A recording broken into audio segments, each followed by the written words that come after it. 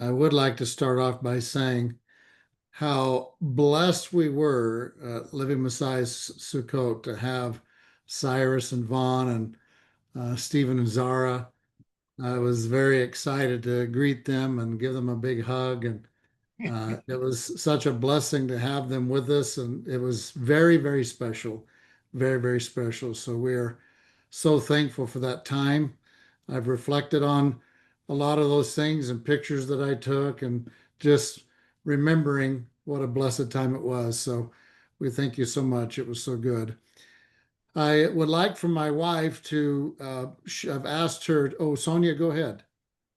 This is just quick. I was asked to do some housekeeping. So if people want to ask you questions, to either put them in the chat or to raise their hand with using the hand tool so that you don't interrupt, and then somebody can, maybe Polly can keep an eye on the hands. Sorry, that's it. Hi, Vaughn. Hi. So I would like for my wife to share how this journey began for us in looking at the heavens. So I've asked her to come and share that for what's on her heart. So Shalom, everybody. Thank you for your patience with us. We always have lots of moving parts and pieces and challenges when we are getting ready to present something like this. There's always something to overcome. And today it was last minute request to join. So I hope those that wanted to join were able to. I will step aside here in a minute and take care of text messages coming in of people who would still like to join. But very briefly, Mark has about 34, 35 slides, I believe, that he's going to share with you today. So I want to give him the time to be able to do that. I want to share with you, for those of you that know us, they already know this, but for those of you that don't know us or that are new to what Mark is going to present, the way this came about for us was about this time of year in 2008. Mark and I felt that the Father was going to take us on possibly a homesteading journey. And so we deleted, gave away, distributed most of our possessions, and we moved 7 of our 8 children that were still at home into a 21 foot. 21-foot travel trailer, and we set out for an adventure to see what the Father was going to show us, where he was going to take us. Our first night, we got just outside of the city limits at a looks like a camp, like a county camp park where you could come. A lot of snowbirds come from Canada and stay there during the winter in their RVs. So we could stay in one spot for 2 weeks at a time. So after our 2 weeks ended, we would just leave, turn around, come back and rent another spot. And as we were there waiting for what the Father was going to reveal to us, we didn't really even understand until we had been there about a month or so that, okay, this is what the Father is revealing to us. It began on the first night, as we didn't have a lot of room in our trailer, so we spent a lot of time out front looking up at the dark sky. We began to note patterns, and as we would get up during the night to take care of coyote things, we would be able to look at the sky at different times of the night. We observed where the sun was rising, setting, the moon, sun, and rising, setting. We began to realize the ecliptic pattern and the moving stars or the planets that traversed across the sky ahead of us. And this continued on for probably about a year that we lived in our travel trailer observing the heavens. We quickly began to realize that Psalms 19 was a very dear psalm, that the heavens declare the glory of God.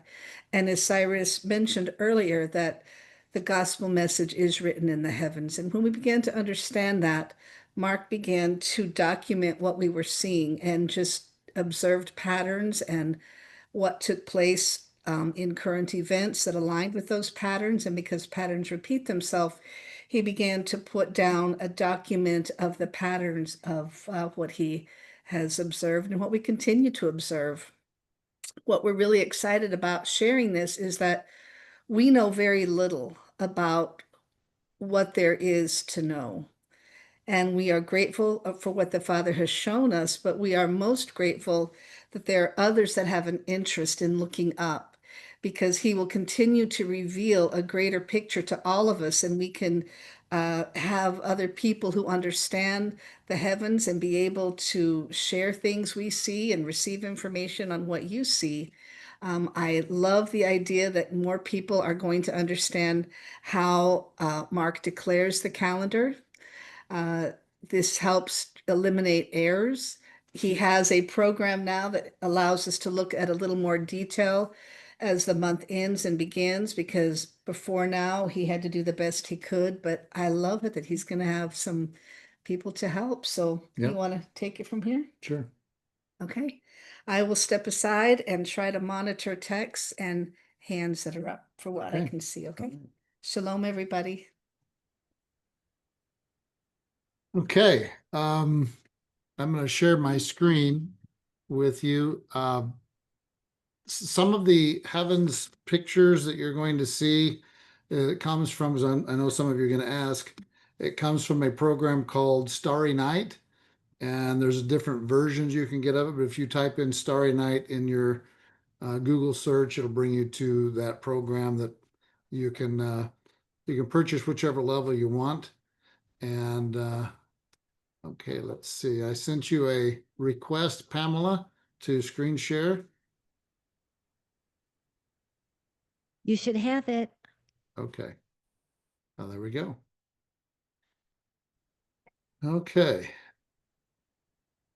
Well, as Cyrus says, the prophets speak, and I've always said, whenever the Magi were told that the King of Kings was going to be born, what earthly man told them that? And of course, it wasn't. It was the things that were in the sky told them. And so hopefully, let me ask if you can you see it if I do this? Is that visible?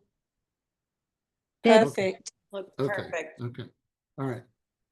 So we're going to begin. And so I wanted you guys to know, because we're going to talk about the Jubilee cycle and why the Jubilee cycle that I talk about, which is also in sync with what Joe Dumont has, why I believe that it is correct and why I believe that we can trust it. So this is the list of Assyrian eponyms, and eponym means officials. And so this was the Assyrian eponyms. And so you can see that in the date to the left, there were dates, but they were based on the Assyrian chronology, and it wasn't anywhere close to the biblical chronology or our Gregorian dates. But you have the officials in the eponym column, in the middle column, their title, and then the remarks that they made. And these were found in the Babylon or Babylon Nineveh area, and so they've documented this. So in 1 Kings 6:1 it says, in the 408th year after the Israelites came out of Egypt, in the 4th year of Solomon's reign over Israel, in the month of Ziv, the 2nd month, he began to build the temple of Yahweh. So now we see how many years after they come out of Egypt Solomon is building. And so since there's a list of reigns of kings, it's easy to, once you have a fixed date of an event in the king's reign, you can find out what year the Exodus took place. So here we have in these eponyms that there's still not a date here. It was because I left it out so that you could see that they were dates that were based on the Assyrian timeline. So you have this person who is the official called Izdu Sarabi. He's the governor of Guzan, and he's mentioning here that the sun was eclipsed over Nineveh. So this was recorded, a recorded event. And so when they were looking at this, they thought, maybe we should look at NASA's records and let's see if there was an eclipse. They had an idea that this was probably taking place somewhere around 700 to 800 BCE. And so they said, let's look and see if there was any eclipse that went directly over Nineveh. And lo and behold, as they went and looked, they found in 763 BCE, an eclipse went right over Nineveh. You can see the dark spot here that made it completely pitch black over Nineveh. And this was also at the time that Jonah was also coming and bringing his message. So very, very interesting timeline. So now we can put the year 763 next to this event of the solar eclipse, or the solar eclipse over Nineveh. And now that you have that, you can just go up and down on their list, and you can match it to our own timeline, which you'll see here. And so now that we know that in 705, it's recorded that Sennacherib ascended the throne, and that's matching our chronology. But at the very bottom, you can see in 701, Hanunu was the official. He was the governor of a certain area, and he recorded that there was an expedition to Palestine. And so this was 701 BCE. So how do we know the expedition to Palestine? So in 2 Kings 18:1, it came about in the 3rd year of Hoshea, the son of Elah, king of, I can't see that because let's see if I can, well, I won't be able to see some of my screen because the pictures of everybody is covering part of it. But anyway, so the Hezekiah, the son of Ahaz, king of Judah, became king. He was 25 years old. When he became king, he reigned 29 years, right? 2 Kings 18:13 says, now in the 14th year of King Hezekiah, Sennacherib, king of Assyria, came up against all the fortified cities of Judah and seized them. So now we know in 2 Kings 18:13, the 14th year of King Hezekiah, we have this match of this ascending, this expedition in 701 BCE, the expedition to Palestine. So this is when the Assyrians are coming up in the 14th year of King Hezekiah to coming up against the cities of Judah. And then 2 Kings 19:29 says, God's going to give Hezekiah a sign. He says, this shall be the sign for you. You will eat this year what grows of itself. In the 2nd year, what springs from the same. And the 3rd year, sow, reap, plant vineyards, and eat their fruit. Well, this is the only recorded, by the way, you can only have eating what grows of itself 2 years in a row, as it's saying here, on a Shemitah and Jubilee year. So a 49th and 50th year. Can't happen on just a regular Shemitah year because it's only 1 year. So we now know that this is a recorded 49th and 50th year.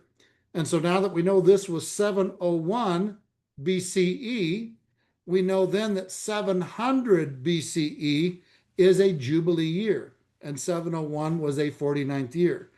And so all you've got to do is go 49, 49, 49, and keep rolling, and you can come to our current Jubilee cycle, which I'm going to show you later. You'll see that it's the cycle that we're in, because all we're doing is adding 49 years and 49 years until we get to where we're at. So I wanted you to know that we can be assured of the Jubilee cycle we're in because of this recorded eclipse that took place in Nineveh. So we really are thankful that God is, and obviously it's not an accident. God allowed this to happen, knew that we'd be looking at it with the technology that we have, and we'd be able to synchronize things with the current Gregorian calendar. As mentioned, Psalm 19 says the heavens are telling the glory of God, and their expanse is declaring the works of his hands. Day to day, they pour forth speech. Night to night, they reveal knowledge. There is no speech, nor are there words, that their voice is not heard. Did you have something you wanted to share? I thought of something that, Okay.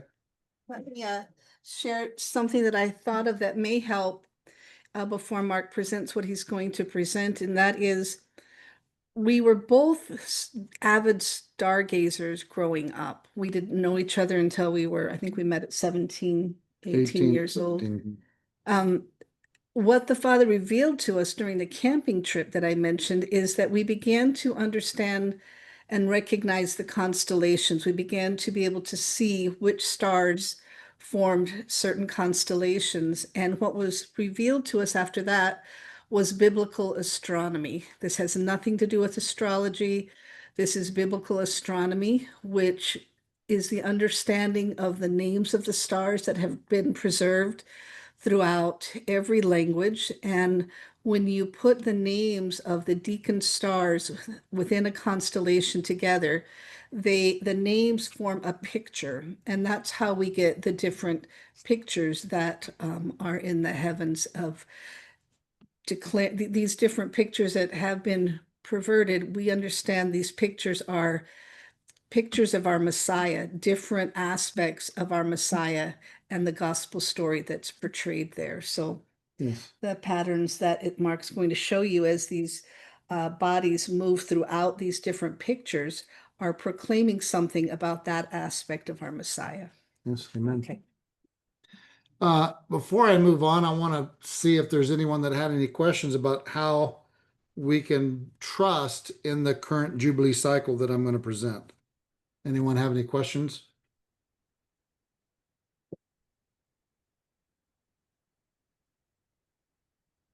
Okay.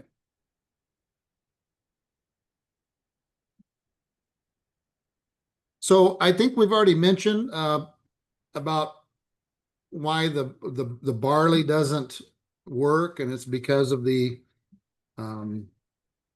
famines that took place in Egypt, 7 years. There's the 20-year famines recorded, 30-year famines, and these are famines that, like the one in Egypt, where people have nothing to eat. There's nothing growing there because there's no rain. There's nothing substantial enough to even eat. So the barley would be failing, and God would not leave us a way to not be able to declare his feast. And since Genesis 1:14 says it's the sun, the moon, and the stars, they have the authority to declare the days, the months, the years, and the moeds, the feasts. We can trust them. They're reliable. They will not fail us. So I want to touch on another aspect, and that is on the sliver that's used a lot.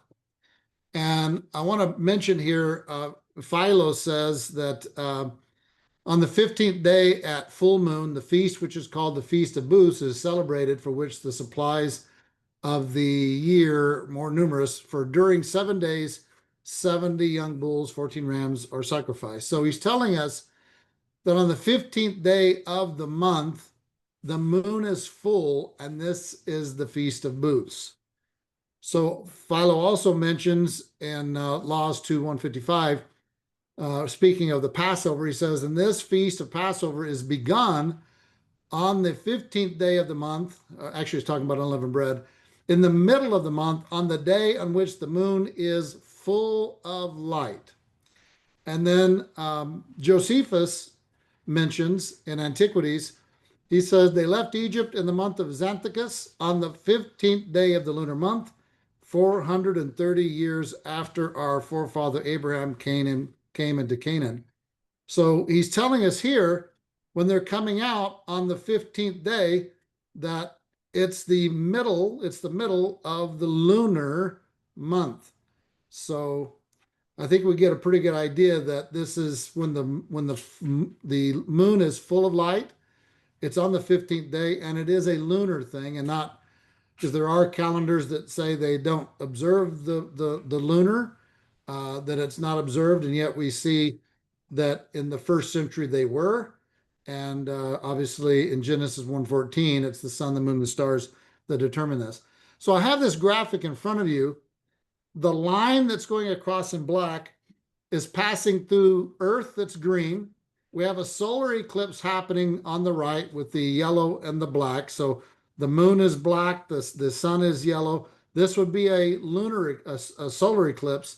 And on the far left, we have a lunar eclipse. And I have it red because sometimes there will be a red blood moon on the lunar eclipse, which is showing us the true 15th day, because the red blood moon nails it on the 15th, whereas on normal, when it's not a red blood moon, you look at your application, it might say 99% one day and 99% the other, and not give you a 100. And you're like, well, which day is it? Well, if you go by a lunar eclipse and you back up 15 days, you will be at the beginning of the month, and you'll have to look and see when what position the moon is in 15 days before that red blood moon. And it will always, always, always be at a conjunction when the moon is at the sun, not a sliver. It's always going to be at the conjunction. And so I have another graphic to show you this. And so in this graphic, each of these lines, the green, the red, and the purple, they are the ends of each line are 15 days apart from one another. So if I was to go on the red line 15 days from a solar eclipse, I'm going to be at a red blood moon. But if I go in the green line 15 days from a waxing sliver, I'm going to be at a waning sliver, because what's going to happen, just like in the middle, the half moon, when you see a half moon 15 days later, it's going to be a total opposite of what you saw that night. So if I'm seeing a waxing sliver 15 days later, it can never be a full moon, because it's always going to be an exact opposite of what it was when I saw it that night, 15 days later. And just like the purple, if I'm looking at a waning sliver 15 days out from that, it's going to be also, if you can see it, the waxing and waning sliver on the far left, you can see that one side of the moon is black. It's kind of dark. Just like on the right, on the waxing and waning sliver, you can see it's a little piece is lit. So we have a total opposite of each one. That's why a waxing sliver in the west will never bring you to a red blood moon, because it's not the polar opposite of it. It's not 15 days out. 15 days out is going to be an exact opposite of what you saw that night. Hopefully you guys can capture this in your head, in your mind, that, if I'm looking at a quarter moon, half moon, or whatever, 15 days later, it's going to be a total polar opposite of that. In other words, I'm never going to see at a half moon a sliver 15 days later. That's just not how the whole system works. It just doesn't do it. So if there's any questions about that, I'll pause a second, just if someone has a comment or question, because I want to be sure everybody understands.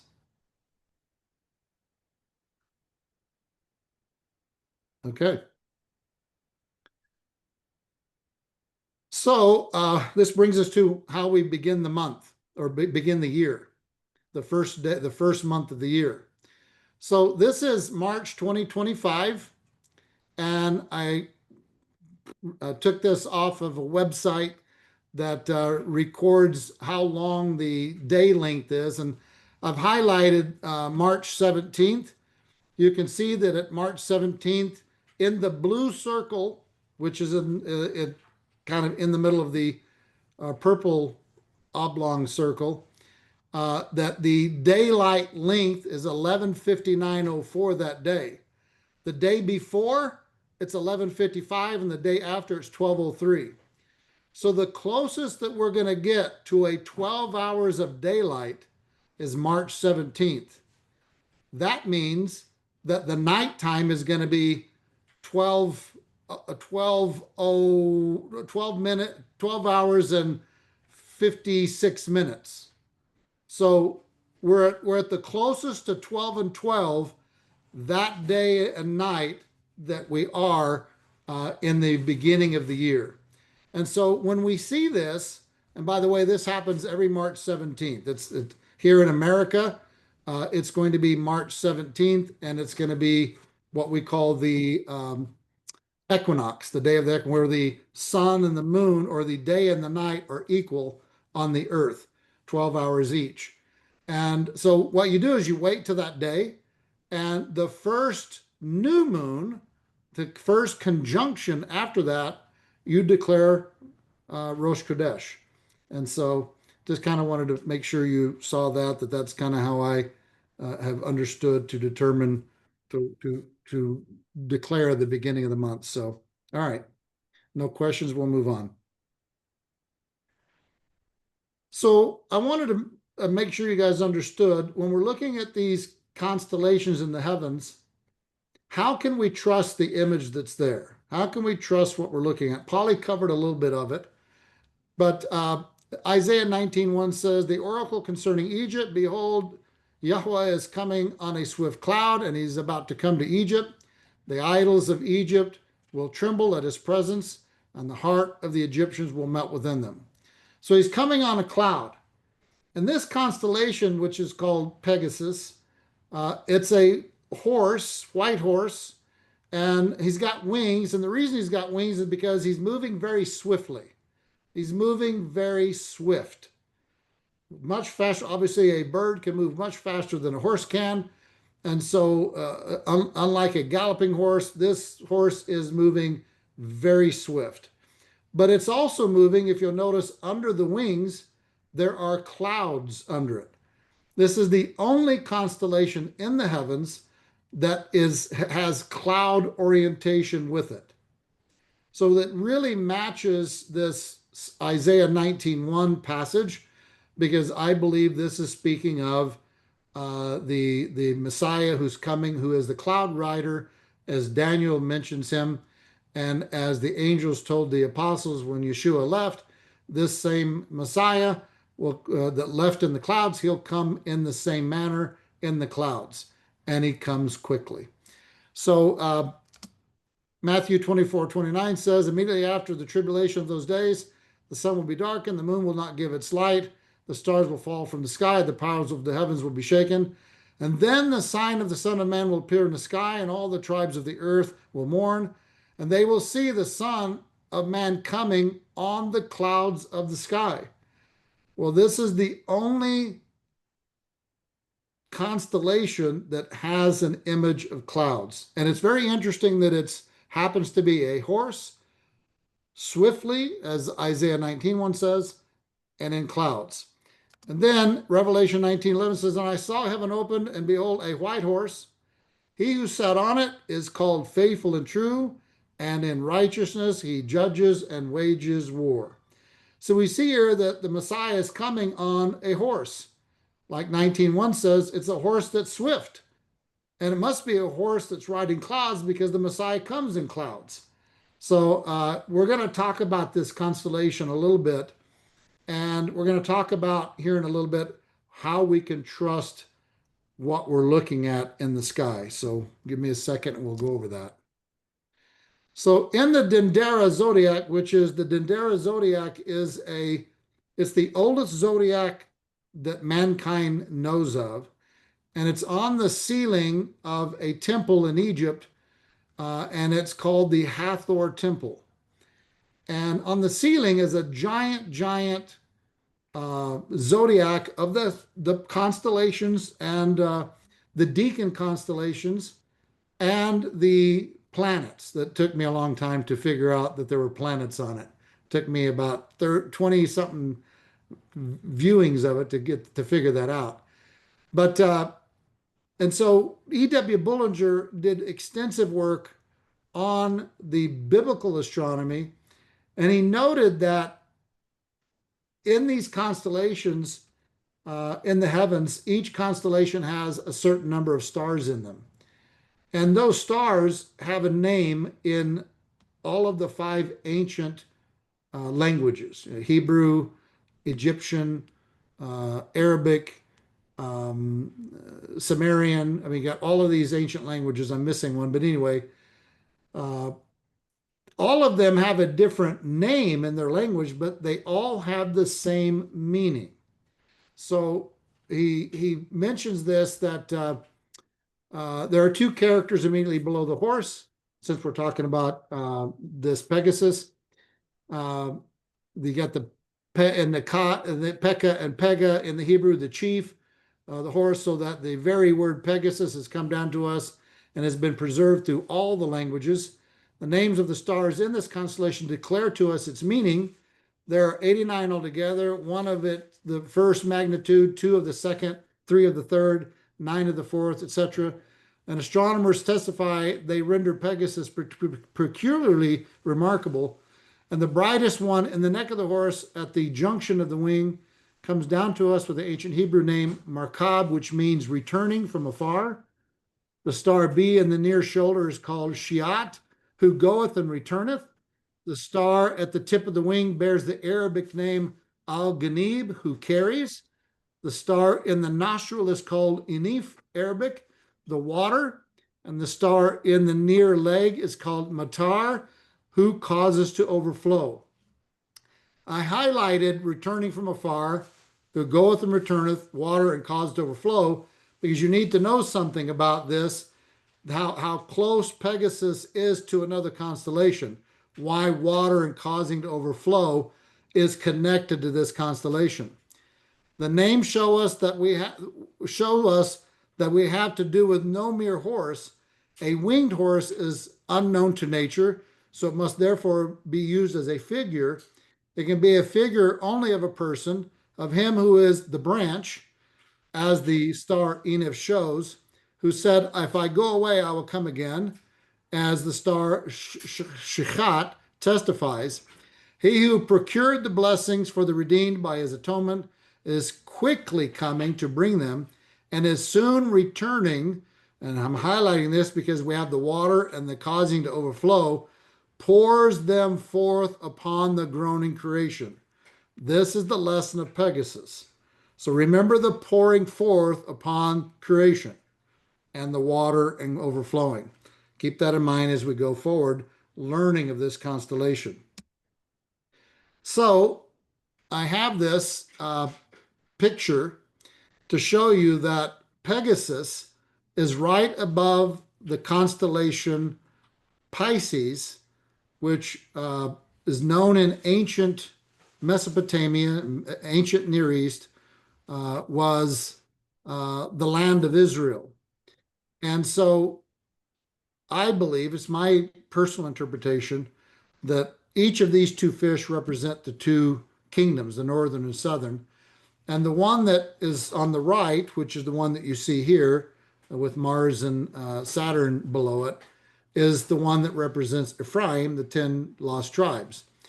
And so what's interesting is notice that next to the fish and also next to Pegasus is the water bearer.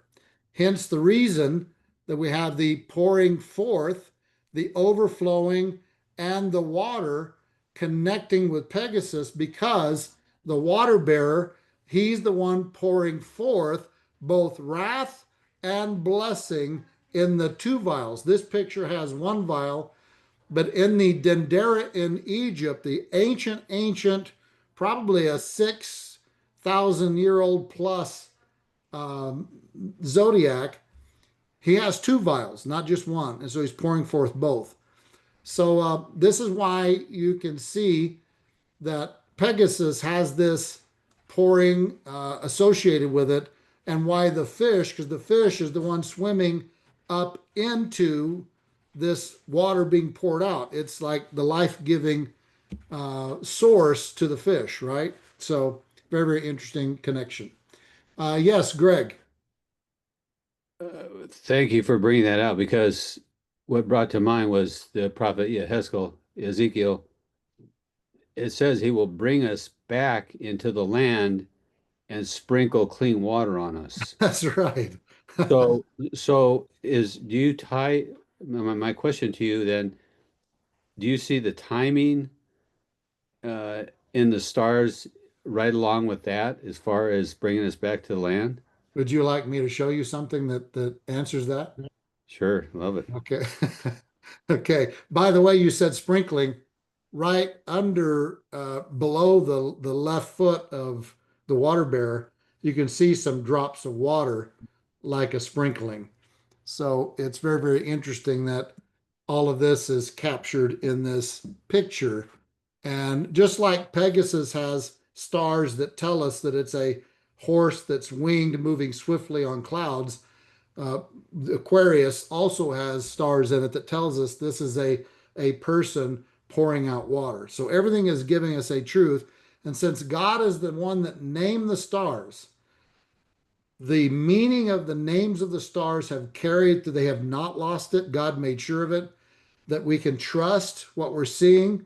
God named it, God made sure that that carried on, and we still have it today. So praise be to his name. All right, so we have up in the top left corner of the picture, you'll see March 29, 2028. And we have a comet moving through Pegasus. And the comet is moving through Ephraim. And it has a path that maybe we'll talk about later, but it has a path that's very explicit, as some of these others I'm going to show you does. But many of you in Cyrus's Kahal and our assembly will recognize the name Macholtz. And you'll remember we talked about this in 2028 when Macholtz comes. And so it's telling us it's giving us a visual. And I'm showing you this because what we're going to see 2028 all the way through 3035, we're going to see messengers, comets, moving through this constellation. And I think, to answer to Greg's question, it's telling us something. And specifically, I'll share with you the path a couple of them take before they go into Pegasus and where they go after they leave Pegasus, and what story the movement of this comet is, because I believe the Magi were the star that they were following was a comet, and they were watching the movement of the star through the story, and they were seeing the story telling them the King of Kings is being born. So it was all of the heavens declaring the glory, was telling them what was taking place here on earth. So this next graphic is May the 20th of 2033. Now, Cyrus, I think you were asking for things in, was it 33 or 28? What year was it you were asking for?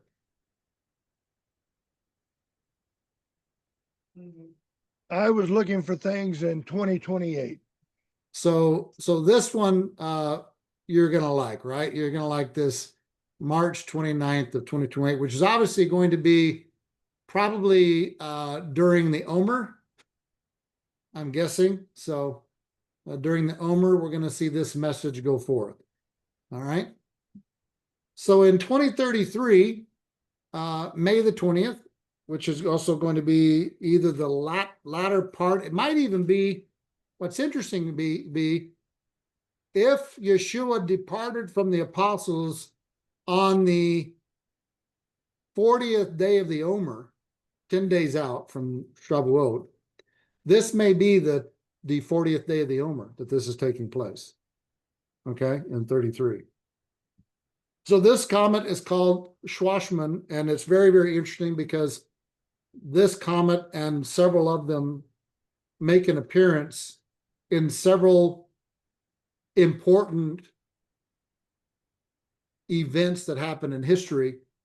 I don't know why obviously God's trying to show us something, but they don't come. They're rare when they come, but when they come, it's always at a very interesting moment in history that, significant.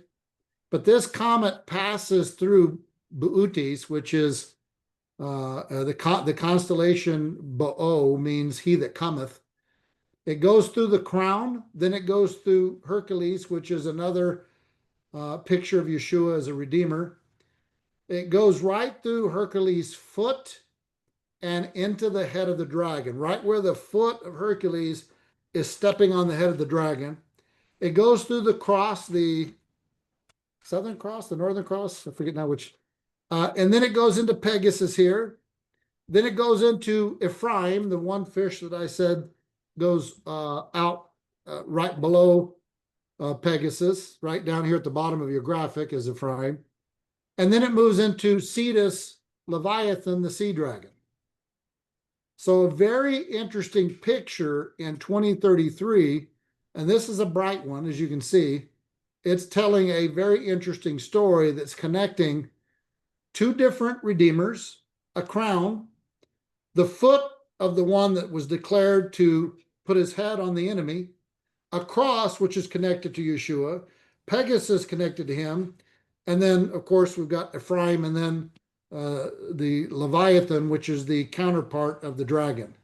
So very, very interesting graphic that we see here. And I'm pointing these out because of this Pegasus, the one that's coming, the cloud rider that's coming swiftly.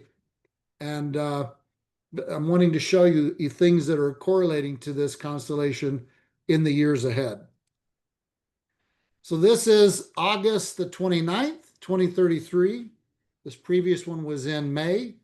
So now we have August, and we have another constellation here, and it goes through, I need to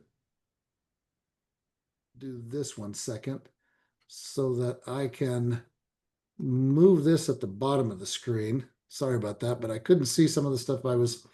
All right, so this goes through the bear. There's two bears. There's a small bear and a bigger bear.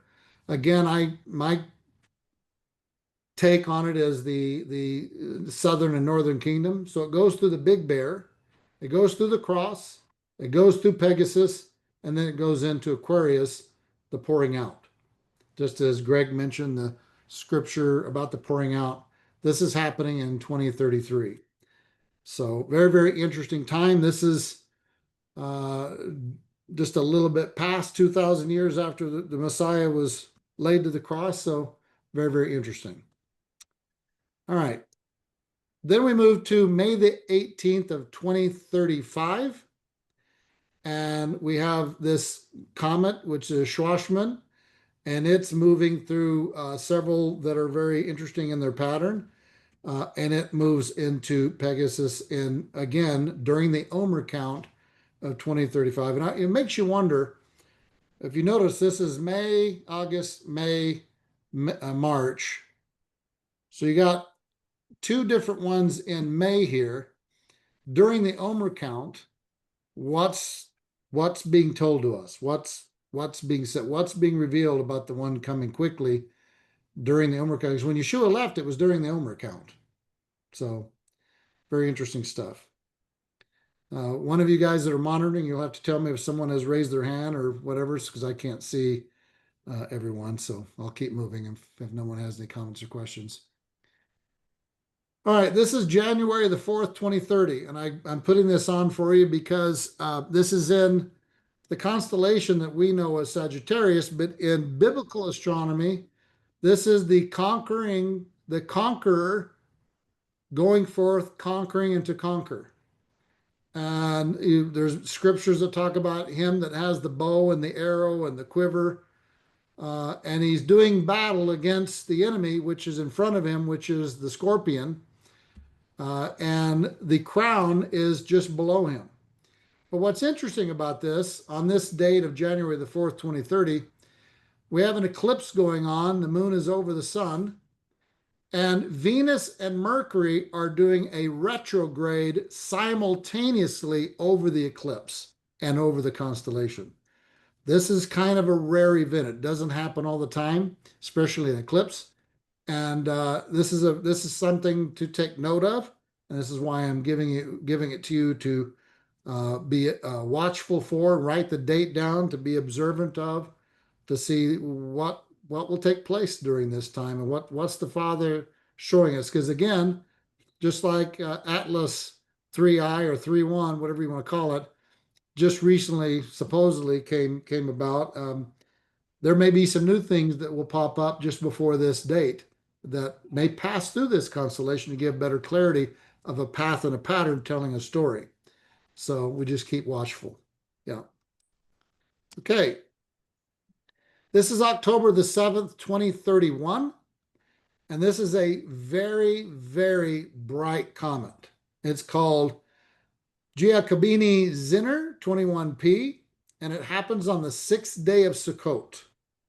Now, the reason it's significant, the previous Schwarzmann comets, they pass through the king, the queen, and the bondwoman in the 30s, And it's too obvious to ignore that this comet passes through Cephas the king, which is, you'll see at the right side of the graphic, you'll see a foot. This is the king. And then the comet passes through the queen, and then it passes through the woman in chains. And so we've got several different comets in the 30s that are passing through the king, the queen, and the bondwoman, that's telling us the story of a transfer from chained and bond in oppression and captivity to now brought to a position of bride and queen by the king. And you'll see the sword here, which is another picture of Yeshua as the Redeemer. That's who's holding the sword. So, yes, Lisa, go ahead. I'm sorry, I'm going to have to leave class, so I just wanted to have a question, and I will be listening to the recording. I'm very interested in the topic Okay. and all your research you're putting through. Have you taken a look at May 2nd, 2030? Yes. Because it is the center point between the 2 blue moons and the 10 total solar eclipses. Maybe we can do a lesson on that on a future program. It actually falls on the 14th day of the Kodesh, but of the second Kodesh. But that's based on what I'm looking at. You're following the moon and I'm following a sun pattern. So maybe we can talk later. Well, I am leaving. I'm What's following that? the moon. I'm following the moon and the comets together, Right, yes. as well as the sun. But because the sun is telling 2 other stories that we don't know. But you said give me the date again.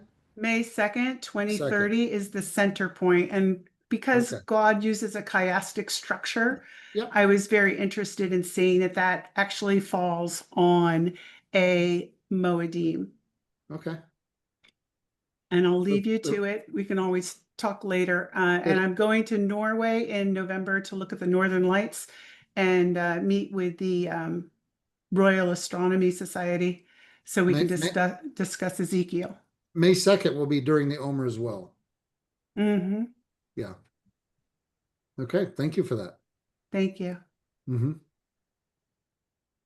So this is October the 7th, 2031, 6th day of Sukkot. And again, it's traveling through a story, telling us a story, and we just have to pay attention to the story, what it's telling us. Like the Magi said, we followed the star. So we're just following the star, and the path that it's making is giving us a picture. So very clear. What possibly could be the connection with a king, a queen, and a bondwoman, and a redeemer? I mean, it's just like, let's see. kind of obvious, but lots of happening. This isn't the only comet doing that. There's several others that are doing that. So just wanted to make sure you understood that. Okay. I know that you wanted to know about 3-Eye Atlas. So here's 3-Eye Atlas. It's the trajectory of it is moving. You see how close that it comes to Jupiter, Mars, and Earth. And it's exactly on the plane or the ecliptic. In other words, it's not coming down at an angle into it like some comets, or coming up from above, from below.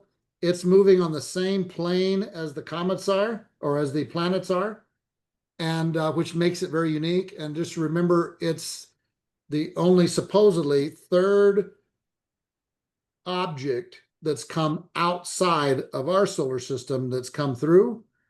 And I know that there's a lot that's been said about it.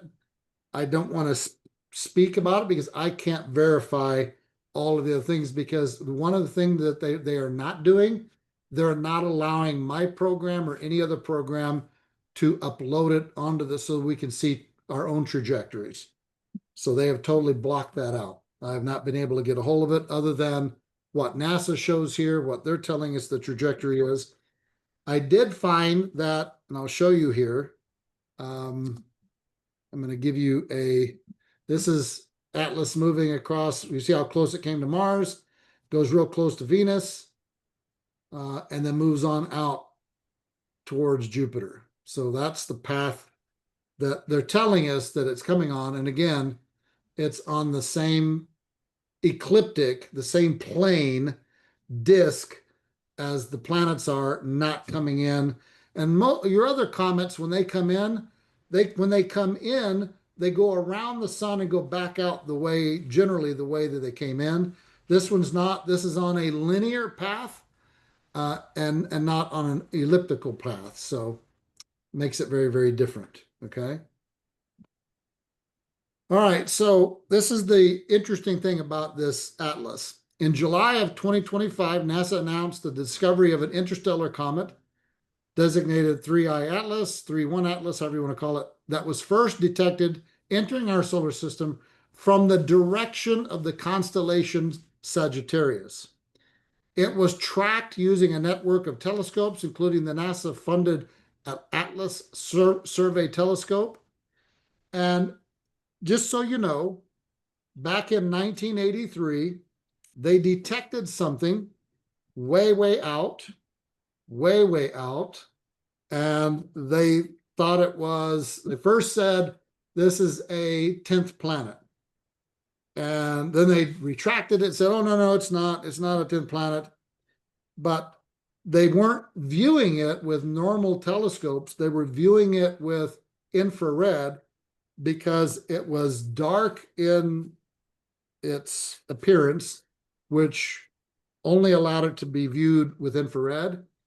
And I've highlighted here in these red circles back in the 80s and 90s where they were searching for this object that they saw that they were determining was a 10th planet. But this is also the area that this 3I Atlas is coming from. So I don't know if there's a connection. This is the only thing that I can verify because I don't like giving you something that's conjecture or I can say, well, it's my opinion, or I'm speculating, but I don't know enough about it because I can't track it. I can't see it on my program. But I was thankful to at least find out what direction it was coming from, because it's very interesting. Sagittarius is the one conquering, going forth to conquer, and conquering and to conquer, and he's doing battle with the enemy. So the only picture that I have, because I haven't been able to determine the constellation that it's leaving in, because it's making a slight bend, it's not totally straight. Once I find out what constellation it's leaving, when we're looking and seeing the back end of it, where it's going, I can add that to this constellation. Say, okay, now what do the two tell us? Because this is telling us a conqueror going forth, conquering and to conquer. So to do battle. You can apply that how you want to today's events and what's coming in ahead of us, but that's what I see in the heavens with this 3I Atlas. They've been very, very. I know they're saying it's an object. It's broken off into many pieces. I can't verify that because I can't see it. I don't have anything to verify it, so I can't. All the stuff you've been hearing, I can't comment on it because I don't know, and so I'll leave that at that. So it's a mystery. We'll know more as it passes by Earth in December. And what's interesting, and maybe Cyrus wants to comment on this, I'm very thankful, and very, very thankful. Our whole assembly our call was very thankful for what Cyrus shared with us about the cycles. And, could it be that the timing of what Cyrus shared about the cycles here, fall moving into the winter, and the timing with this passing by Earth close by in December? Maybe, who knows? But if Cyrus, you want to talk on that, you can. But that's what I know about this comet or this asteroid.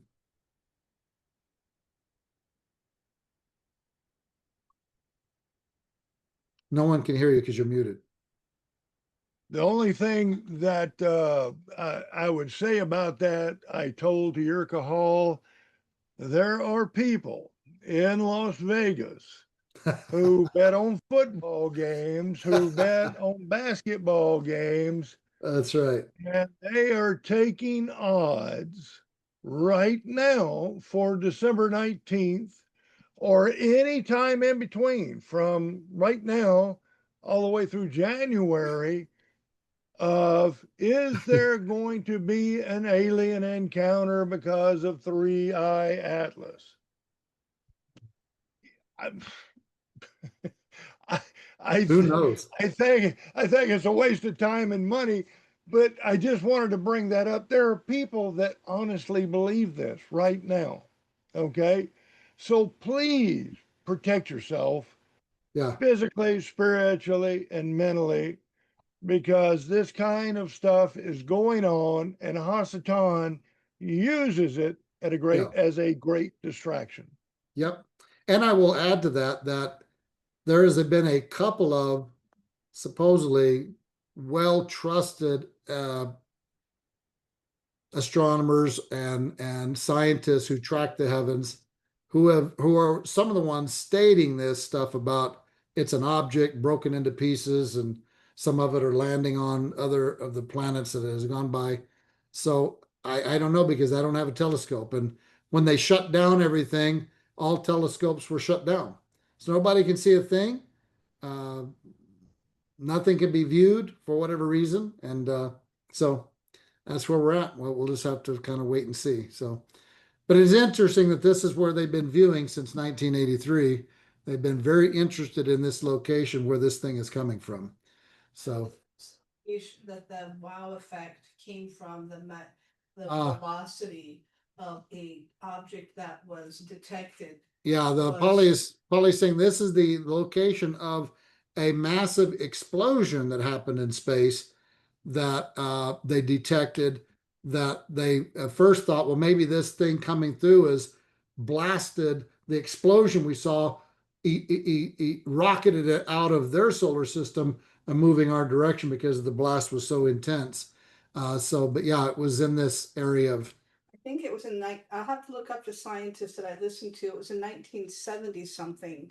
It was called the wow the factor, wow factor. I believe. And 1970. the magnitude of what was recorded Was ginormous of an this same explosion. area. Yeah.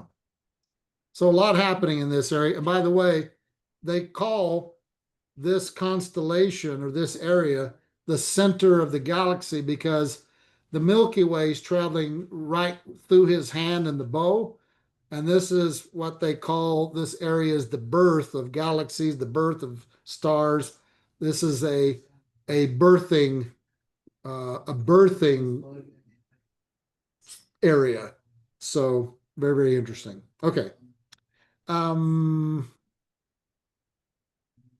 So I want to ask you guys to answer Greg's question.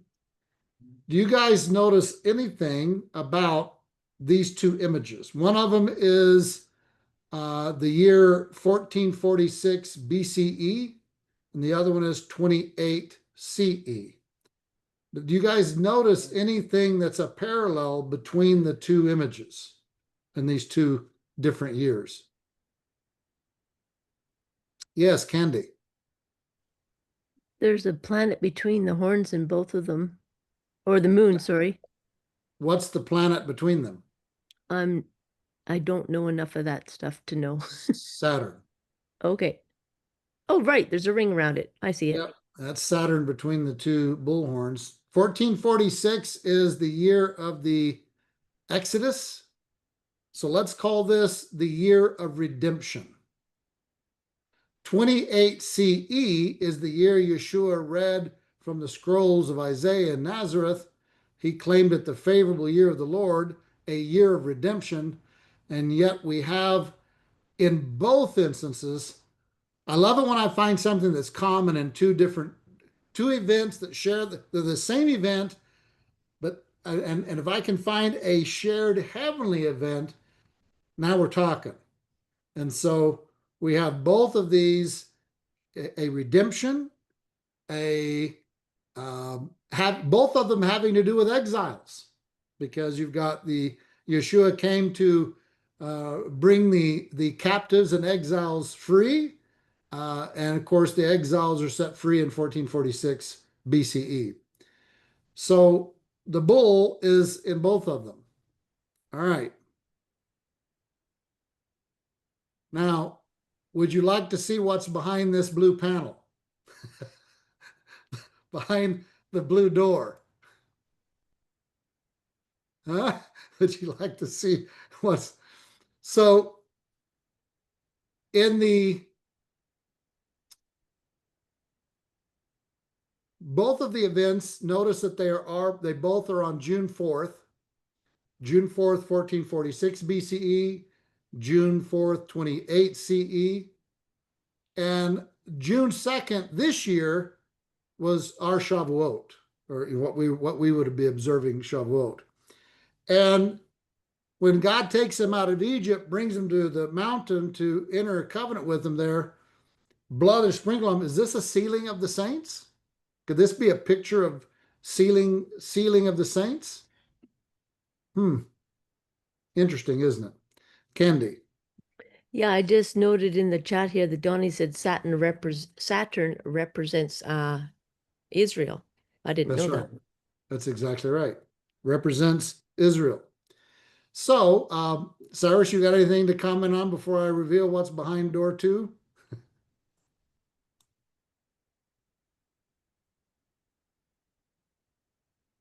Is it a new car? Okay, here we go.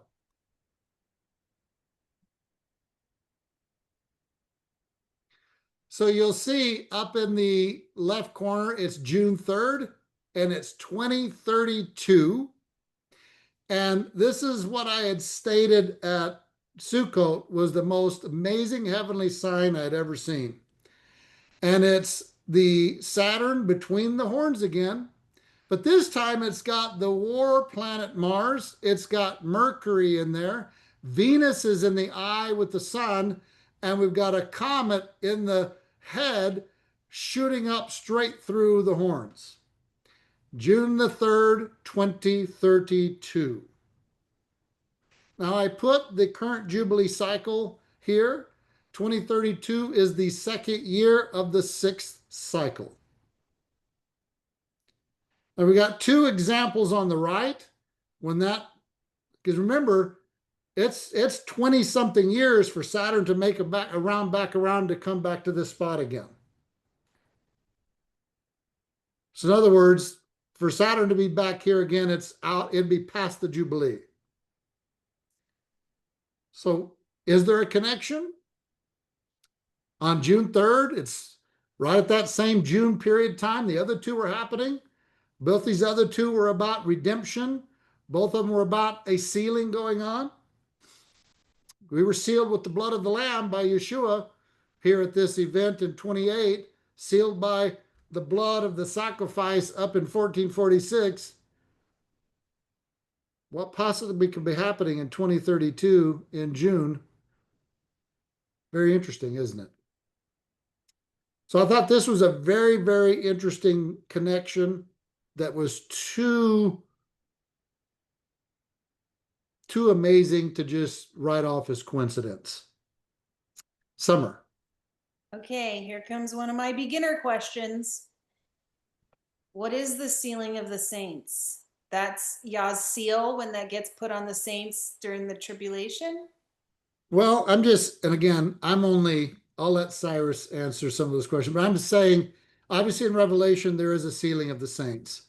And even though I don't have anything, I'm predicting that that's happening. I would say when God brought them to the mountain at Shavuot, this is definitely a sealing. You could also say maybe the blood on the doorpost was a sealing in the Exodus story.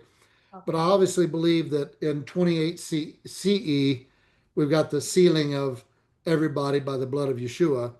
So I don't know, there's just a very big connection with a redemptive story in 1446 and 28, and they both have a Saturn, Israel, which is what these two things were about. The event up top was about Israel. The event down below is about Israel. Do you think maybe the event on the left top corner is about Israel? Does God do things the same? Does he put these patterns knowing that we'll see it, that will make a connection? I hope so. Sonia.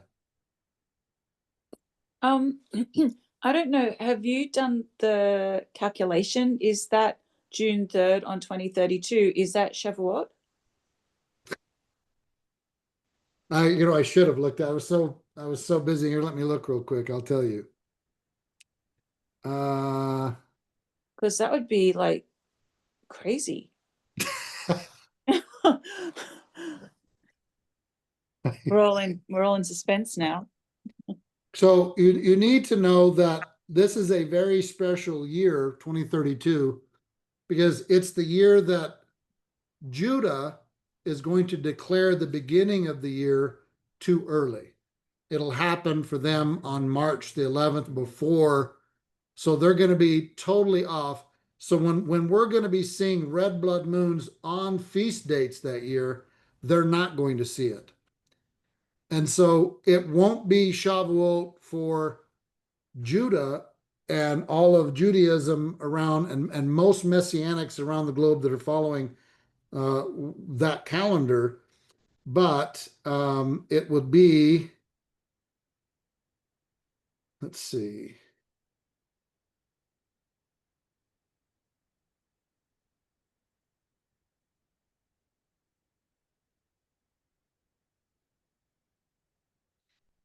Let's see. What day did I say this? June 3rd?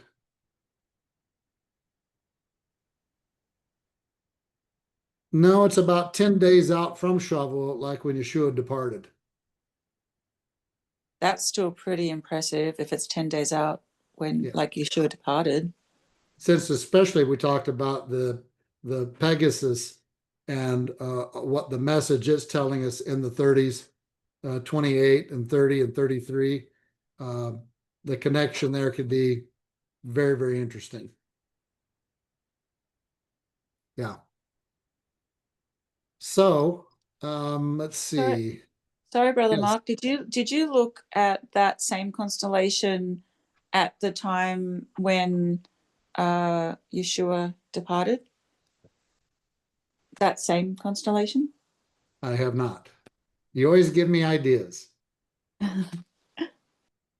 I will do that though. Yeah, I'll have to look at that. I should have, I just can't think of everything. So this is why we got everyone here. Hallelujah, 50 people. That's amazing. We got many eyes and thoughts and that I just can't see. So We move on to the next thing. I did look up, it's the WOW signal. And you can find it on Wikipedia. It's called the wow signal, the the WOW exclamation point signal. the explosion that happened in It the was direction of detected Sagittarius. August 15th in 1977, just a extreme radio signal burst, and it does come from the area of Sagittarius. Yeah. Where they were searching with these searches. So yeah, a lot happening in that spot. Okay, thank you.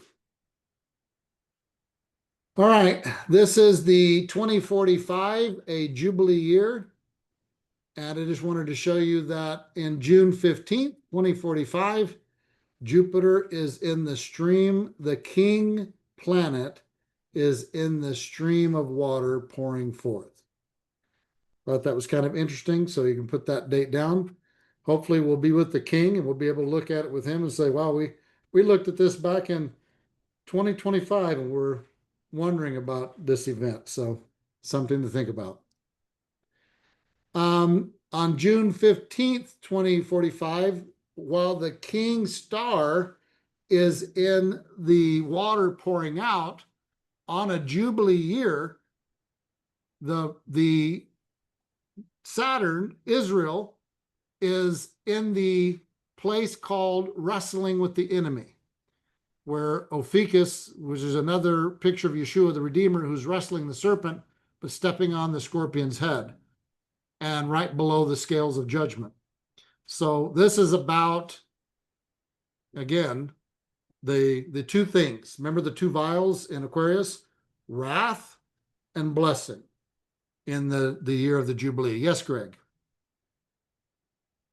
Oh, sorry, I think I must have raised it. So back to the other previous slides that were all in the horns of the bull. Yes. I find it non-coincidental again that we as Israel have been idolatrous, and all this is taking place to remind us that it is his salvation and only his salvation, and we are the ones responsible for a lot of this mess. You know, Eh, that's a really good point. I hadn't thought of that, but could it be that in 1446 they went and did the idolatrous act with the bull? Yeshua came in 28 CE to rectify the idolatrous acts of the Northern Kingdom with bulls. And could it be when this happens in 2032, it's to rectify the idolatry of the people he's redeeming? It very well could be. It's a very interesting thought. Yeah, that and the other comment with the bull was always wondered about Shlomo, King Shlomo's mounting the bulls underneath the bath. I found out that the date that he did this was after he had turned his heart away from God. Ah, And so I'm going to be I'm going to try to track that date, and I'll be in touch with you as far as when that happened, according, because I'm starting to see that everything in the heavens is telling not only beautiful things, but also it's telling about our rebellion and the exact dates of our rebellion. that's right. Yeah, we can count on it as a faithful witness that's recorded not only what happened in the past, but is telling us what's coming in the future. Because like the Almighty says, I do nothing unless I reveal it through my prophets. And as Cyrus said, those prophets are the ones speaking. We just have to look and see what God's telling us it's coming through those prophets. So good point. Thanks, Greg. All right, I think I was on this one last. And so let's go here. So this is what's coming in the years ahead. This is, we start with, and this is, I just picked a date. So if you take Yom Teruah in 2033, and you start there as a possible ceasing of sacrifices, and you go forward 1290 days, it takes you, which is the 1290, 1335, and 1260 are the days Daniel mentions. And I had this idea that came to me that those numbers were the distance between feasts. And so when I typed them into a calculator, I was surprised that it was. So from 2033, 1290 going forward, it takes you to the seventh day of unleavened bread, exactly to the day. And could this be the possible abomination of desolation? Because unleavened bread is the Holy Week, the week of the offering, the sacrifice, the sinless week, and to bring the most sinful, heinous act on that week would be something I could see the adversary doing. Saturn does a triple conjunction over Regulus in October of 36, which is probably during the feast dates. In 36, you also have the Virgin with the 12 stars above her head and the moon at her feet. In 2037, you have the sign of the dragon with the seven diadems above his head, the seven stars above his head. That's on April the 15th of 37. Jupiter in 11/21/38 does a triple conjunction over Regulus. So the Saturn and Jupiter triple conjunction are extremely rare events, especially to happen 2 years apart. Saturn is even more rare than Jupiter. And remember, most everybody believes that triple conjunction of Jupiter was the star of Bethlehem. And so if you take the seventh day of unleavened bread in 37 and go 1260 days from that event, it takes you exactly to the day of Yom Kippur, the Day of Atonement, in 2040. 2040 is the day and the month that all seven visible heavenly bodies will be seen in Virgin on Yom Kippur. And if you go from the Feast of Trumpets in 33 and go forward 1335 days, you come to the day after Shavuot to the day. And I can't imagine those three numbers ending up on feast dates, all three of them, is just too coincidental to be, overlooked. We also have a solar eclipse in 2034 that Israel sees at noontime. We have the red blood moons in 2032, 33, and 34 that are happening on feast dates that are on Passover and Sukkot. And so 1290 and 1260 is 2,550 days, and that is a biblical 7-year period to the day.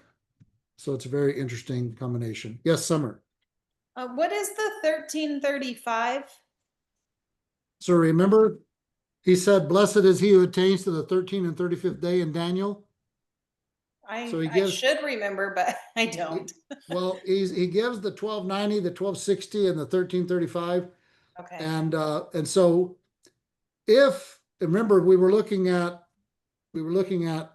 this image, and so this could be June 3rd, and some of these other images, if this would be just before Shavuot, but if this was something significant with Yeshua and we had made it to the event after this June 3rd, we would consider ourselves blessed to have attained to the 13th and 35th day to be with the King at the place that he's taking us to nourish us for Shavuot. Oh, thank you. Yeah. So let's see that. I think I have another. So this was the year 1446 in the cycles.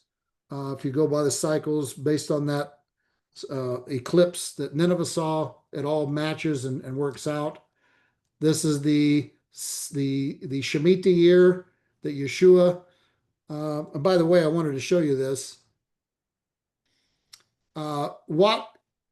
If you look here in 1446 BCE on the bottom, it's the 6th cycle, and it's the 1, 2, 3. It's the 4th year of the 6th cycle. Everyone see that, I'm hoping.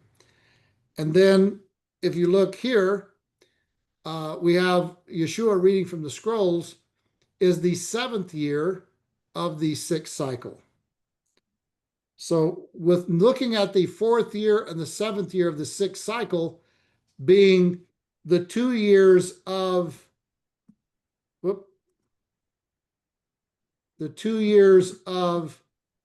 these two events, the 1446 and the 28, are the 4th and the 7th year of the 6th cycle. Look at the graphic on the left. So what is the 4th year and the 7th year of that 6th cycle? It's 2034 and 2037. 37 is the Shemitah. So there's correlations here. There's common themes, common threads. So this, as you can see, back in 701 BCE, as we read and saw in matching the Nineveh event with the invasion of Sennacherib, was 701. It was a 49th year. And you can see that 700 was a Jubilee, exactly in line and connection. And these graphics are from Joe Dumond's The Prophecies of Abraham book. So that's where I got them from. You can also see here that Yeshua's 6th cycle in the year 28 CE. And so here we are. I've highlighted our current cycle.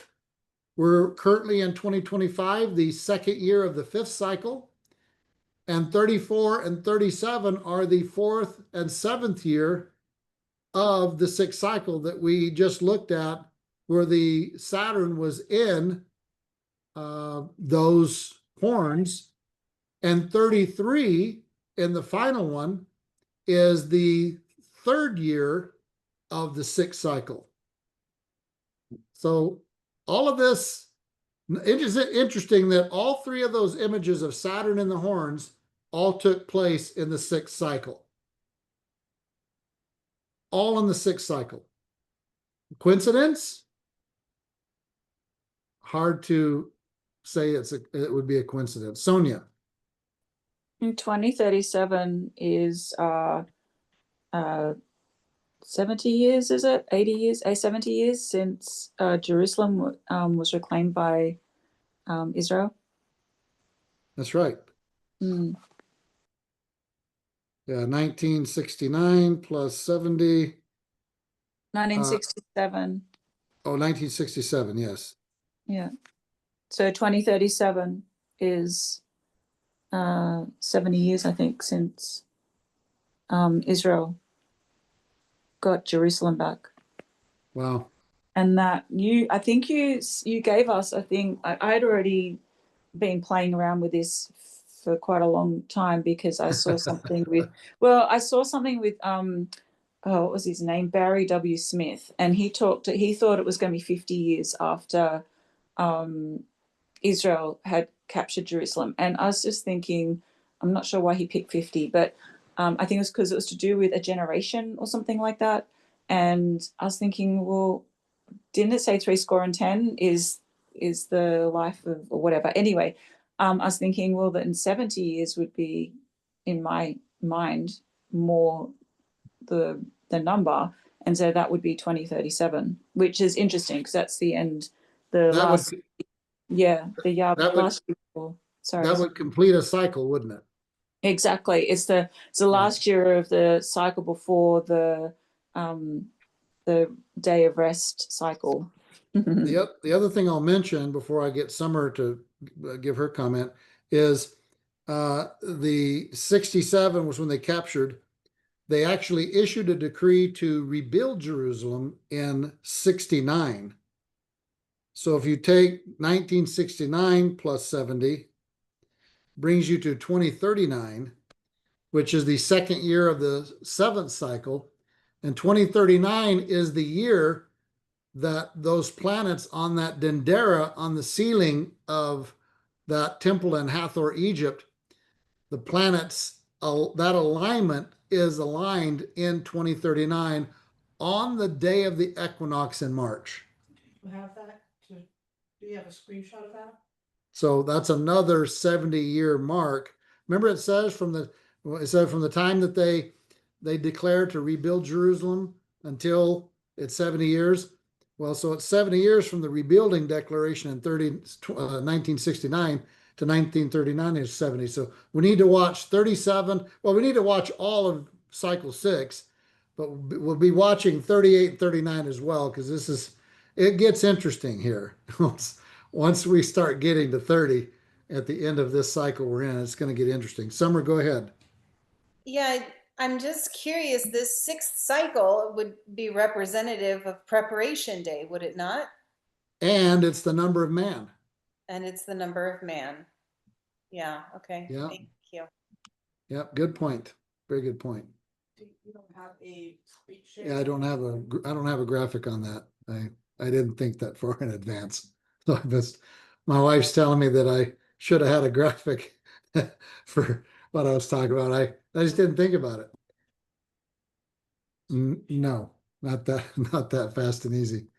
Okay, we might be at the end. Summer, do you have another comment? I'm sorry, I just didn't want to put my hand down because I like Okay. talking to you. All right, so let's see. Oh, no, we don't. I've got this. This was some really good stuff. So in 2027, I put a question mark. Is this when the clock begins? Because we have Soho having this, it mirrors this stele from Mesopotamia, and it's in the constellation of Capricorn. I mean, it's this granite symbol that that they had chiseled out of either event that happened back in, I don't know, 2000 BCE, or they knew something was going to happen. So when I was looking in the heavens to see if there would ever be an event matching this on this granite picture, I saw that it did happen in 2027. So we've got this amazing event that takes place in 2027. Then in 2028, we have Maholtz, which is the Harbinger Comet. It's speaking of Micah 2:13, which is the breaker that goes forth. It goes through Cetus, the sea dragon, Leviathan, into Aries the ram, and into Perseus, the one who comes swiftly, the breaker going forth. And then 2029, we have Apophis, comes in April the 13th. And then 2030 is a possible beginning of a 7-year cycle. We'll just call it a 7-year cycle. So that could happen. Then it really gets heavy, as Summer was saying, in this 6th cycle of preparation. 2031, we've got the comet Giacobini that I showed you, going through Draco, the king, the queen, the bound woman, Aries, Cetus, and the river. Then in 2032, we have the first of 3 red blood moons. May 21st, Soho does an amazing sign in the bull, which is the one I showed you there. And then 33, Maholtz, the Harbinger Comet, is doing the same pattern that it did at Yeshua's birth, going through Virgo, Leo, the King Star, the Desire of the Nations.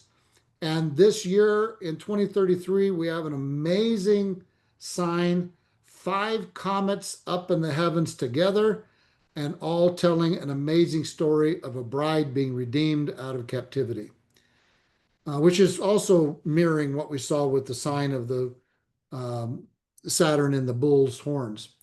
Then in 34, this is the year that the Exodus took place in 1446 BCE. On March the 20th, 3034, it's the first day of the first month. The tabernacle is erected, and we have a astronomical event that happens on the first day of the month that year. 35, we have a mega comet in Coma, Bernice, with 2 others, which is the Desire of the Nations. 36, the woman's clothed with the sun, 12 stars above her head. 37 is the 7th day of Sukkot sign, and the dragon sign, the one that's immediately after the woman clothed with the sun that Revelation talks about. So, I mean, it gets very interesting, as you can see, in this 6th cycle. As Summer said, is there a preparation going? Is there a preparation here for this seventh cycle, which is like a Shabbat? In 38, Jupiter does a triple conjunction over Regulus. 39, the sign of the Dendera of the planet alignment in 39. And in 2040, all 7 heavenly bodies are in Virgo in September. 2045 is the Jubilee. All right.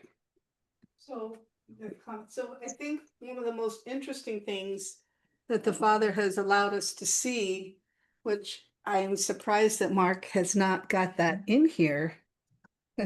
Maybe you can find a way to screen share just a single shot of that. Of which one? Of the Dendera. Okay. Are you able to do that or not? I'll see what I can do. So it was several, I don't even remember what year it was. Can you remember the year? That 2015. In 2015, the Father allowed Mark to see something very fascinating, and I know he's probably shared it with many of you, but maybe while this is being recorded to be able to share with others, it would be wonderful if he could show you, because this is something that can only happen by the Father's hand, that he showed Mark what these little, let me see, I'm looking at, I can't see right now, but I'm looking at one that. Well, I I've seen can't show you, before. but just they know that they Okay. can see. So I'm going to pick a certain one that's easy for you to see as he's scrolling through these, but they are images. And what the Father showed him is that these little men that are depicted on the ceiling are actually the moving planets or the moving stars. And they come into an alignment on a day coming up ahead. And so we've always wondered, why was that recorded? What is the significance of it? He has not been able to find this pattern in the past. So maybe other people may be able to find something, but in all of our research, we have not been able to find this pattern again. So let's see if he can pull it up and show you. He's working on it. I'm working on it. Okay. This is the dendera, and you can see you would have to look here. So let's see here. Here is here's the water bearer here. Should you explain Here what the is dendera here is? is water bearer's Aquarius.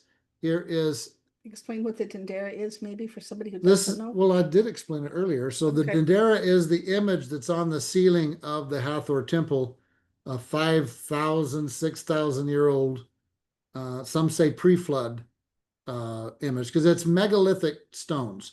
We're talking 20-ton stones this is carved on. And so you've got Sagittarius, you've got Capricorn, Sagittarius, here's Scorpio, Leo. So you can see that the orange ones are the constellations going in the circle here, right? And then the deacon constellations are in here as well as the 7 planets. So they're all there. So Do you want to show them which ones were the planets or not right now? I won't be able to Too do high. that right now. Okay. Yeah, that's too. Another whole. That image isn't clear enough. I can't even see it. So I know that we've got a couple hands up. Greg, and there was someone else. Was it Greg and Summer? Well, are you willing to share these slides? I mean, I know they recorded this, but are you willing to share the slides? You could watermark them with your name on them or whatever you want to do, but I have no problem sharing because I don't sell anything. Everything is freely given and to me and freely given out.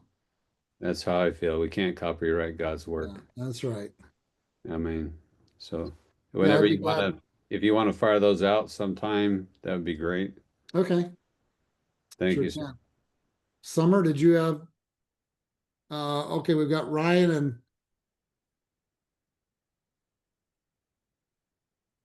Shalom. Shalom. So I'm new to this, so please forgive me, but how do you figure out like the feast days way ahead of time like that? Well, we're going to do that next Monday. We're going to have a study on that to show how we can do that on next Monday. Okay, gotcha. Thank you so much. Yes. Julia. Yes, I did want a clarification. You said in 2032, 2033, and 2034 are blood red moons on Passover? On Passover and Sukkot. There's two each And of those years. Oh, okay. There'll be a red blood moon on Passover night when the moon is in the barley, and then there'll be a Okay. red blood moon in Ephraim as Oh. Sukkot is starting. Oh my. Imagine Okay. that. Thank you. Now, the reason that Mark Biltz and all of the people that were making videos about the red blood moons back in 14 and 15, the reason that they said there's no more for 50 years, they're missing this one because in 2032, when the red blood moons start, they're declaring the beginning of the year before the equinox, which completely, as you can see, it's the red blood moons aren't going to line up on their feast dates. And obviously, because of the metonic cycle, if you have a red blood moon on the first set, there has to be on the second set because God's timing and the way he's doing things are exact. So if I'm off on the second set 19 years later, it's because I made an error. It's not because he made an error. And so it's because it's being the year is being declared too early while it's still winter. Yes, Candy. Thank Do you you, have Mark. anything? Oh, sorry. Do you have anything showing what might be happening on September 15th 2032. September 15th, 2032. I'm just Um, curious. September 15th, 2032. I've just been looking at something. It's going to be, it's September 15th is probably going to be, it's going to be the first day of Elul, real close to the first day of the 6th month. Thank you. Yes. Summer, did you have a question? I thought I saw your hand. There was two up there with Greg and It I. wasn't me, but I can't recall who had their hand It up. was me. I had my hand up. Okay, Sonia, go ahead. I was just adding in because there was a couple of another Soho and Maholtz. So in 2044 and February 26th, Maholtz comes right before the Jubilee in 2045, which I think is pretty amazing. And there was another one, there's Soho that I thought was, it was July 24th, 2035, I think that was the one that where Soho goes into Cancer, and it happens on the 17th day of Tammuz. So I just thought that was pretty amazing as well. Just sort Yes, of, it is. It's got to be telling us something, doesn't it? oh, absolutely. I hope, I know. Sonia, that you send me, so I don't forget, if you'll email me what you'd asked me to look at, I want to be sure that I get it. So be sure you send me that email. And then we have Greg, and then we'll go to Ella. One last question, Mark. Are you on Monday? Are you going to be talking as far as, will you do any of the calculations as far as the MOLAD intervals or anything like that? Because that's the one thing I'm unsure of is that adjustment, that no one can agree on. The calculation of what did you say? When you adjust for the solar cycle versus the lunar, and Okay. you add the extra month, Yeah. and adjusting the month, are you going to actually Yes. step through your calculations for that? We're going to be very, very explicit. Very good. Thank you. Yeah.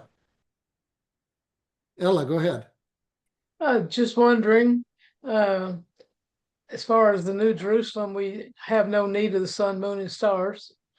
Have you done any calculations beyond 2045? Not really.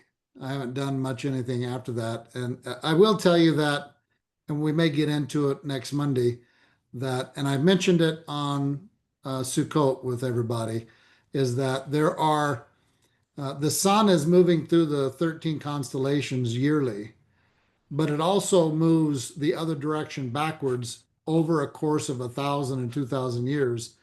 And that's called the precession of the equinoxes. And based on that, you can see the plan of God marching through the constellations exactly the way he's recorded it in the scriptures. It's so amazing that it's staggering. And then the same thing can be said for the pole star precession, which is another cycle that the pole star, which is now in Polaris, it's not always been in Polaris. It moves through the constellations in a circle, telling another story. So maybe we can talk about that on Monday. But yes, there's other ways to see what's happening beyond 2045. Yes. Valerie. Thank you. Not my question, but I was keeping an eye on the chat, and somebody kept bringing up, how does this play in? We don't know the day or the hour. Well, you can. So some people say that phrase actually tells us we will know. So Sonia, go ahead. I actually touched on that not that long ago in Erev Shabbat, and I did a whole teaching, and that was included. Look, I could be completely wrong, but if you have a look it's in Matthew, and you have a look in Matthew at when no man knows the day or the hour, it appears when you really look into it that the people who are not being obedient to Jehovah will not know the day or the hour. But it does not say that the faithful servant will not know the day. It says he will not know the hour. So I think the faithful servant is going to know the day, because nothing happens without Yahweh revealing it to his servants, the prophets. So Amen. if you look at it really closely, have a look at it in Matthew. It does not say that the faithful servant will not know the day, only he will not know the hour.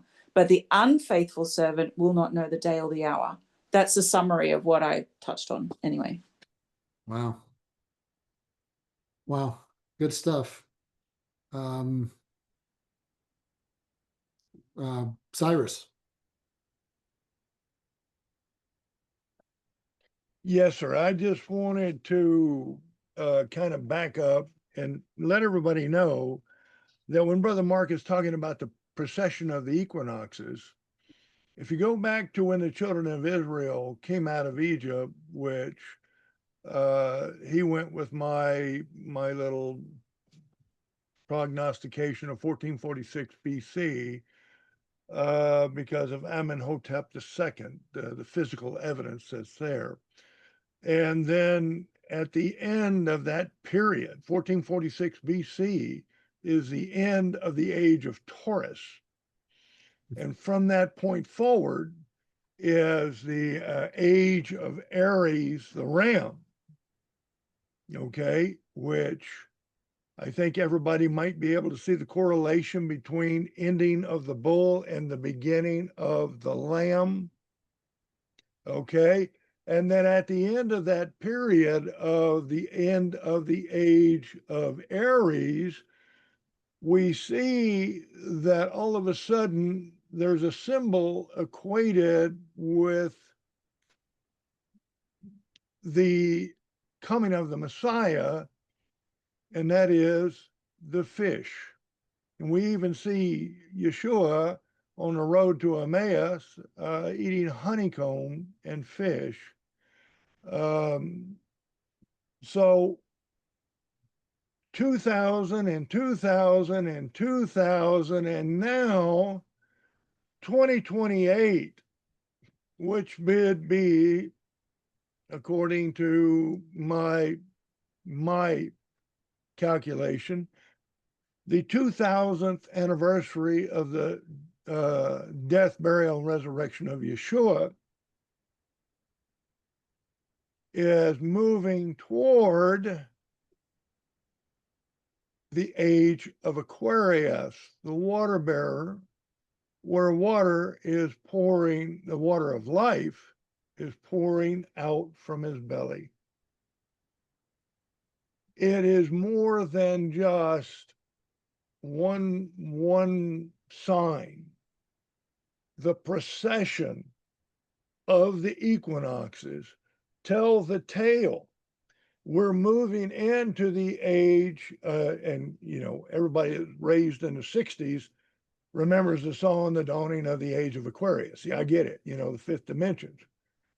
But we're there. We're coming up on it. So what happens after Aquarius? And Brother Mark was just hinting that we may have an idea, because there is a reset of Jehovah's cycles, not on the small scale, from Taurus to Aries to Pisces to Aquarius. We're talking about a reset of where the reckoning of the beginning of the next precession of equinoxes begin. And we're coming up on that. And if some of you remember, we talked about it not too long ago, that the earth will reel to and fro like a drunkard and fall on its side. What will you be looking at if you're lying on your side on the earth? Well, guess what? It's not going to be the same marker, the pole star. It's going to be something different. Okay? So is this the end of Jehovah's story? This is coming up on the new beginning, the 8th day, Shemini Atzeret, the Amen. new beginning of Jehovah's cycle. That's right. Very good stuff. Yeah, absolutely. So yeah, there's so much to see and so much to learn. And I think 2028, I agree with Cyrus on the 2028, the 28 CE being Yeshua's death and burial. We're in agreement on the 1446. And so it very well could be that, I'll just bring this up again. It very well could be that this 28 here, when Maholtz does this path, which is the Harbinger Comet, when it does this path, I think it does it in February, just before the feast, because this path that it takes is singing out Micah 2:13, and so this could be the whole deal here. I mean, this could be very interesting. So it'll get very, very real from here going forward. So very, very, very exciting. All right, I'm done, and I'll turn it back to Cyrus, you and Pamela, and the rest of your Kahal to.